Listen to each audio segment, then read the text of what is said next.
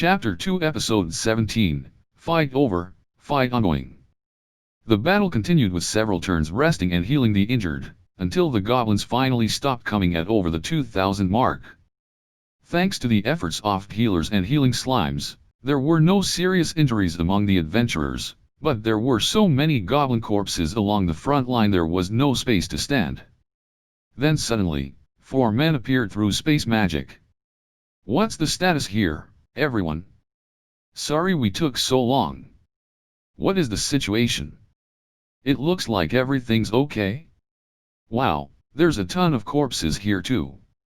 Lipin, Asajai, Gordon, Cher. You came for us. They must have had a hard-fought battle themselves." Other than Lipin the magician, everyone was covered in blood splatters. "Oh. You're safe, Ryoma. It seems like you've been through a lot yourself. There's blood all over you. We're not ones to talk, though." "That's true. But what was with those numbers? Over 2,000 goblins came this way. Though judging by your appearances, you had to deal with quite a few on your end too." "Indeed, we owe you an explanation about that. Who's the person in charge here? We'd like to ask about the situation here." "That'd be me." Floria ran up to the 4 men and explained the situation until now. "I see. So that's how it went." "Yes. We were able to endure it thanks to Ryoma and his slimes. Our team would have been wiped out otherwise. With this many numbers, it's a miracle you all survived practically unharmed. At any rate, it's great that everyone's safe. How did things go in the main army?" "For now, the situation has come to an end. However, while there were no deaths, there were some serious injuries. Their numbers were far beyond what we expected when scouting, and there was even a Goblin King. It had crowds of Goblin Knights as lackeys. There was a Goblin King." Floria's shout stirred our surroundings. "You lot! The Goblin King has been dealt with already, so don't worry." Gordon's single statement calmed everyone a bit, before they burst into cheers. As they did, the explanation continued. "We planned our strategy around a map of the mines, but it seemed like the goblins had dug their own mine shafts and expanded their village. The scouts' probes couldn't reach to the depths of the mine shaft, which actually turned out to be connected to another shaft that wasn't on the map. The village we thought we were attacking was ultimately a small piece of a larger whole. Their numbers had grown significantly on the other side, so they continuously streamed from their nesting hole. We only noticed that the real village and boss was on the other side of the shaft sometime after we began our attack. Because of that, many goblins fled through a different route and ended up surging through here. We were completely inadequate, forgive us. So that's what happened. None of us were severely injured, so we don't have anything in particular to say about that, though. How did a village of that size go unnoticed until now? We believe their numbers grew that large because they never approached the town and stayed hidden in the mineshaft, feeding off other monsters. There were an enormous number of small rat and cave bat remains left behind. And it seems like no one has approached this abandoned mine since last year, so. Because the folks at the public office were negligent. With no more iron being harvested, maintenance of these mines are nothing more than an expense. However, Lipin looked around at our surroundings. You truly did very well, managing to escape unharmed against this many enemies. If there are no problems here, may I take several of your healers with us?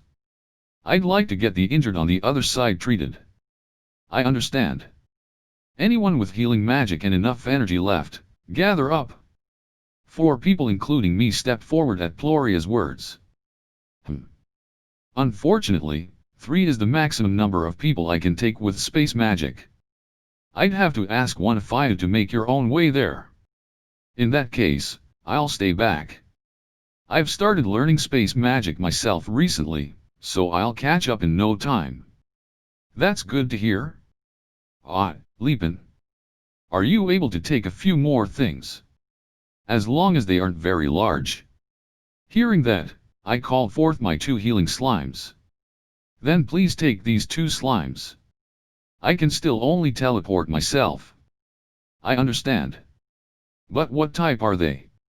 These slimes? Healing slimes, slimes that can use healing magic. Oh ho! So these are healing slimes. I've studied monsters for a long time now, but this is my first time seeing one. Alright, I shall take responsibility for these two. Thank you so much. No problem. We'll be waiting on the other side. Warp. As soon as he said that, Leben took the three others with him and teleported. I bid farewell to Ploria and the others before setting off too. Ploria, I'll be leaving my slimes behind, so please take care of them. You can just leave them alone. Leave it to me. Thanks for taking care of the other side. Yes. Now then. Teleport. I repeated my short-distance teleportation until I reached an isolated location, then used the intermediate spell warp. The location I arrived at had many injured people receiving treatment. Ryoma. This way. Leben was there. I ran over to him and received my 2 healing slimes from him before I was led to the recovery supervisor and given orders. The 2 healing slimes and I were first allocated to those with comparatively lighter wounds. They were all conscious and surprised to be receiving treatment from a slime's healing magic. Once I finished my work there, I was immediately ordered to assist with the treatment of the more severely wounded patients.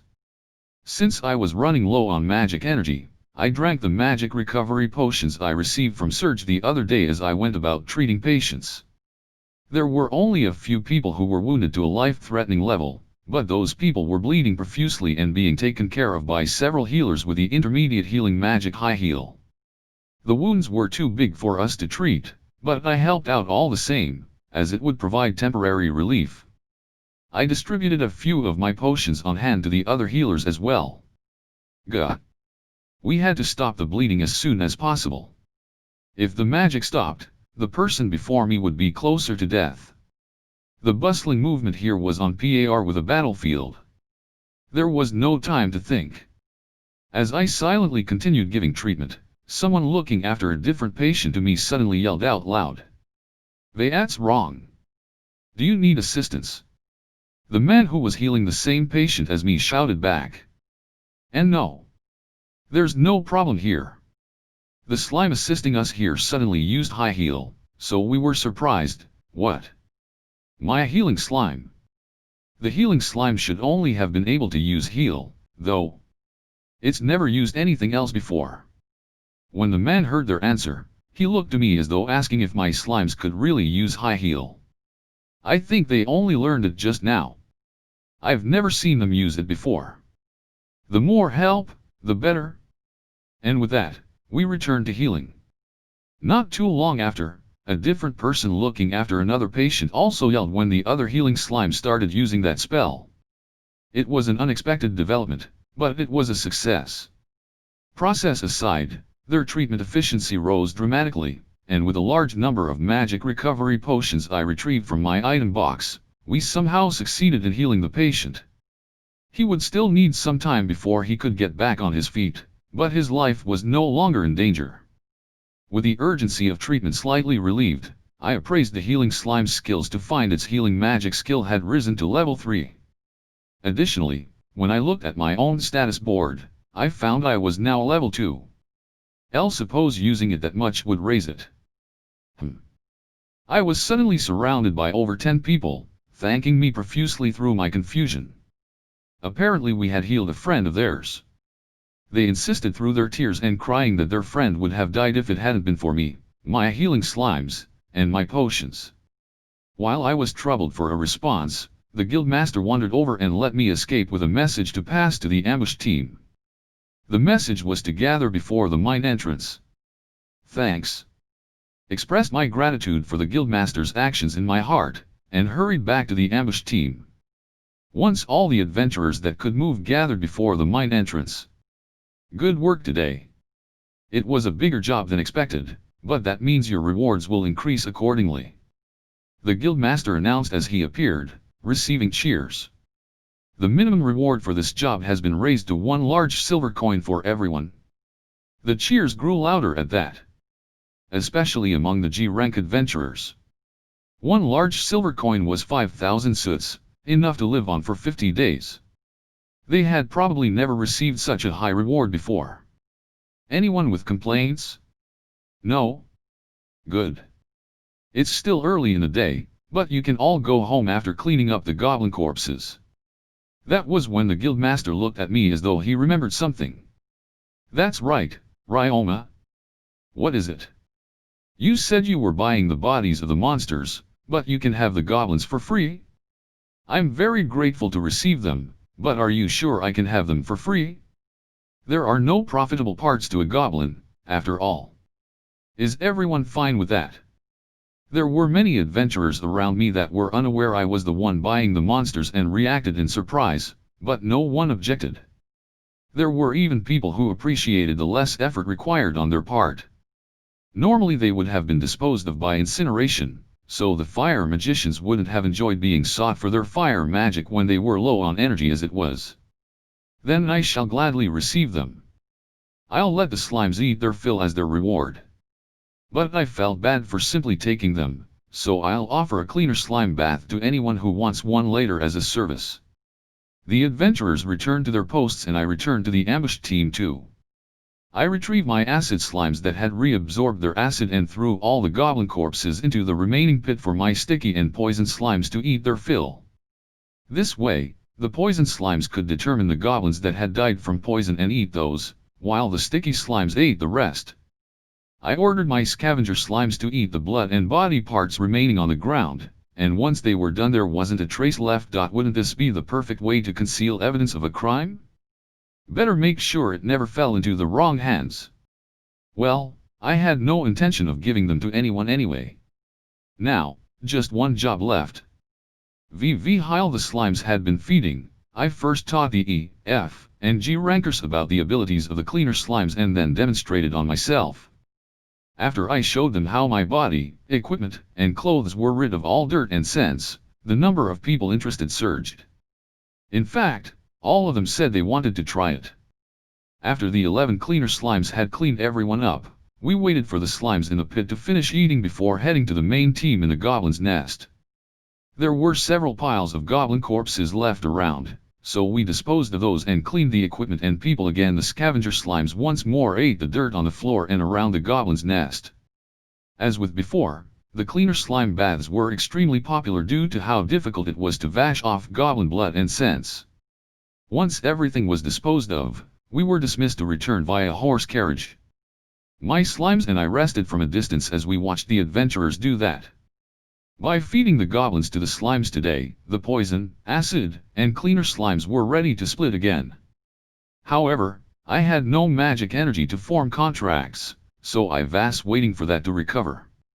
To recover as quickly as I could, I was leisurely waiting for the final carriage, rather than scramble to board one as soon as possible. Time had flown past since I was added to the healing team. I was bushed,